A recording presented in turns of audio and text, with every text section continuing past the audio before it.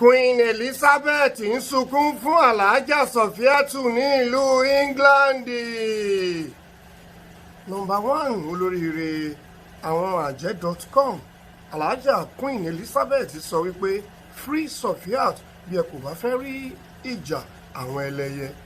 Yéèyé o ẹ̀kálẹ́ ìròyìn Kumokumo ni ó ń dé sí etí ìwòran yín láti iléeṣẹ́ ojúkòkòrò evangelical ministry orí òkè kòmátà ògúnléjà wúdẹ ní mí irunjà àfihànsó àfáà Rebecca ni wọ́n sọ mí ẹ ṣé bí ẹ ti ṣe ranjú kalẹ̀ bí kọ̀ọ̀kan àtẹ̀mẹ́rẹ̀ láti gbọ́ Kumokumo ìròyìn. Olórí àwọn obìnrin àgbáyé ẹni ọ̀wọ̀ Àjọkẹ́ Ọlámbíwọn nínú Queen Elizabeth ti pe àkíyèsí àwọn àjẹ́.com àgbáyé láti dìde fún ẹ̀tọ́ ọmọ wọn kan ní ìlú Nàìjíríà lábẹ́ àwọn sójà dúdú.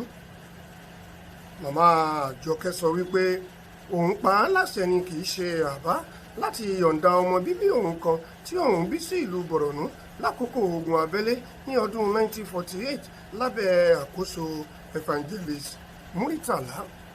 Ìròyìn Kumokumo ni ẹ̀ ń gbọ́, ẹ wá polówó ọjà yín. Mọ́mì Kàfílà Pupa ẹni ọ̀wọ̀ Queen wá pa á láṣẹ pẹ̀lú ìbínú pé bí ewúrẹ́ bá jẹ lọ yóò padà wá sílé, bí àgùntàn bá jẹbọ yóò padà wá sílé, àti wípé àbá tí alágẹmọ bá dá náà ni òrìṣà òkè gbà.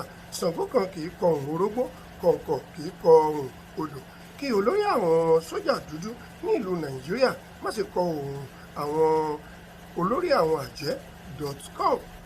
Yéèyé o tó ó wù ní kí a sin ajá ní Mùsìn, àwọn Kàlàbá ni kò jẹ́ o.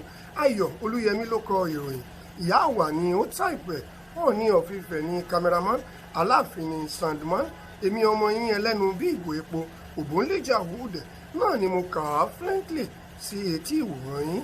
Gbogbo wa ni kí ẹ mú o. Tó ìyókù tún di ní ọjọ́ méje, àmọ́ kí n tó máa lọ ẹ subscribe sí orí Bàbá Ìjẹ̀ṣà comedy, kí ẹ follow wa lórí Facebook ní Bàbá Ìjẹ̀ṣà. Gẹ́gẹ́ bí mo ṣe wí lẹ́ẹ̀kan, mo ní ìyókù tún di ní ọjọ́ mẹ́jọ, imú yín ni kí ẹ máa fi mí o.